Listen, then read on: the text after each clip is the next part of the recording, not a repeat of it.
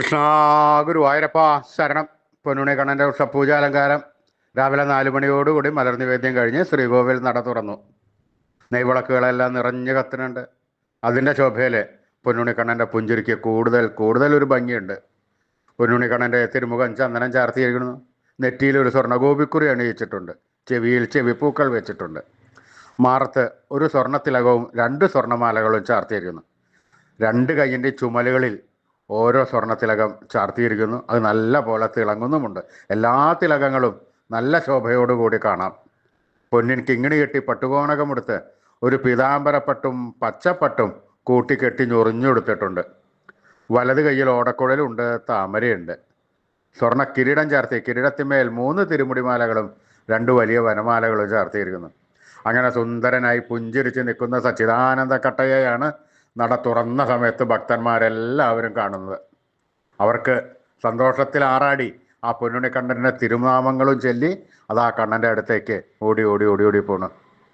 ആ സോപാനപ്പടിയിൽ നിന്ന് കണ്ണനെ കൺകുളിർക്ക കണ്ട് കണ്ണൻ്റെ തൃക്കാൽക്കൽ വീണ് നമസ്കരിക്കണോ, പ്രാർത്ഥിക്കണോ. കണ്ണൻ്റെ അനുഗ്രഹം അവർക്കെല്ലാവർക്കും ഉണ്ടാവുന്നു. ആ സുന്ദര രൂപം നമുക്കും നമ്മുടെ മനസ്സിലേക്കൊന്ന് ആവാഹിച്ചാലോ. എല്ലാവരും നല്ലപോലെ പ്രാർത്ഥിച്ചോളൂ.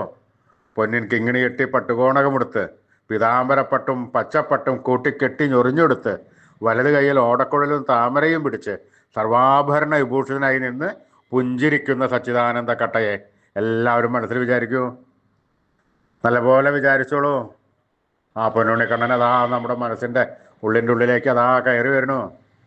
പൊന്നുണ്ണി അവിടെ കയറി വന്നു കഴിഞ്ഞാൽ അവിടെ അങ്ങോട്ട് കൂട്ടിപ്പിടിച്ച് അവിടെ നിർത്തി അവിടെ പ്രതിഷ്ഠിച്ച് ആ കണ്ണനുമായി കുറച്ചു നേരം സംവദിച്ച് ആ കണ്ണനെ ഒന്ന് കൊഞ്ചിച്ചൊന്ന് ലാളിച്ചൊരു മുത്തം കൊടുത്ത് ആ കണ്ണൻ്റെ തൃക്കാൽക്കൽ വീണ് നമസ്കരിക്കാം, പ്രാർത്ഥിക്കാം. കണ്ണൻ്റെ അനുഗ്രഹം നമുക്കെല്ലാം എപ്പോഴും ഉണ്ടാവും. എല്ലാവരും കണ്ണൻ്റെ തിരുനാമങ്ങൾ ചൊല്ലിക്കോളൂ. നാരായണ നാരായണ നാരായണ നാരായണ. സ്നേഹത്തോടുകൂടി ഭക്തിയോടുകൂടി വിശ്വാസത്തോടുകൂടി കണ്ണൻ്റെ തിരുനാമങ്ങൾ ചൊല്ലുക. അത് കേട്ടാൽ കണ്ണൻ അവിടെ ഇരിക്കാൻ പറ്റില്ല. ആ കണ്ണൻ അതിൽ കൂടുതൽ സ്നേഹം കൊണ്ട് നമ്മുടെ അടുത്തേക്ക് ഓടി വരും. എന്നിട്ട് നമ്മുടെ ഒക്കത്തൊക്കെ ഒന്ന് കയറിയിരുന്ന് നമുക്കൊരു മുത്തം തന്ന് വേണ്ട സമയത്ത് വേണ്ടതെല്ലാം വാരിക്കോരി തന്ന് നമ്മളെ അനുഗ്രഹിക്കും. അപ്പം എല്ലാവരും സ്നേഹത്തോടു കൂടി കണ്ണനെ വിളിച്ചോളൂ. നാരായണ നാരായണ നാരായണ നാരായണ. കൃഷ്ണായ വാസുദേവായ ഹരേ പരമാത്മനെ പ്രണതക്ലേശനാശായ ഗോവിന്ദായ നമോ നമഃ. കൃഷ്ണായ വാസുദേവായ ഹരേ പരമാത്മനെ പ്രണതക്ലേശനാശായ ഗോവിന്ദായ നമോ നമഃ. കൃഷ്ണായ വാസുദേവായ ഹരേ പരമാത്മനെ പ്രണതക്ലേശനാശായ ഗോവിന്ദായ നമോ നമഃ. അച്യുതാനന്ദ ഗോവിന്ദ അച്യുതാനന്ദ ഗോവിന്ദ അച്യുതാനന്ദ ഗോവിന്ദ. ഈ നാമത്രയ മന്ത്രം എല്ലാവരും ദിവസേന ഉപാസിക്കാം. ദിവസവും ഉപാസിച്ചു കഴിഞ്ഞാൽ നമുക്ക് ആയുരാരോഗ്യ സൗഖ്യം സർവ്വസമ്പൽ സമൃദ്ധി സർവ്വ ഐശ്വര്യം സന്തതി പരമ്പരകൾക്കെല്ലാം ശ്രേയസ് ഉണ്ടാവുന്നതാണ്.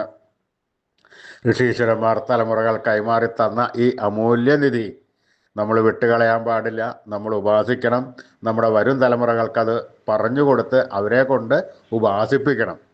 ഈ കലികാലത്ത് ജപിക്കാൻ പറ്റിയ ഒരു ഉത്തമമായ മന്ത്രം കൂടിയാണ് ഇത്.